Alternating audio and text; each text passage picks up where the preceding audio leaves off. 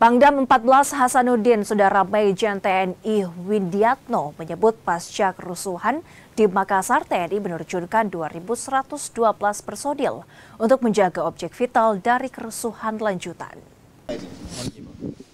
Selain kebakaran di kantor DPRD Makassar dan Provinsi Sulawesi Selatan juga tercatat 14 orang mengalami luka, termasuk 4 personil TNI dan 3 orang meninggal dunia. Terdapat juga 69 mobil dan 2 pos polisi ikut terbakar. Mengantisipasi kerusuhan lanjutan, Kodam 14 Hasanuddin menerjunkan 2.112 personil untuk menjaga di sejumlah objek vital. Untuk mengantisipasi, kita kan sebenarnya harusnya yang memetakan kan dari kepolisian, tetapi kita berinisiatif.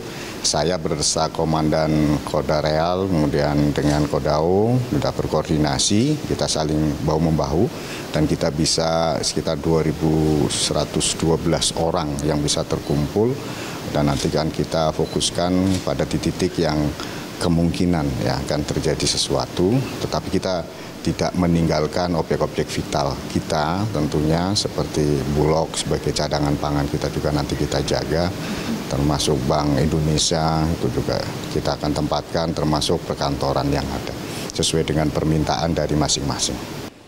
Pangdam 14 Hasanuddin mengimbau agar masyarakat menyampaikan aspirasinya secara baik dan tetap menjaga keamanan dan kondusivitas kota.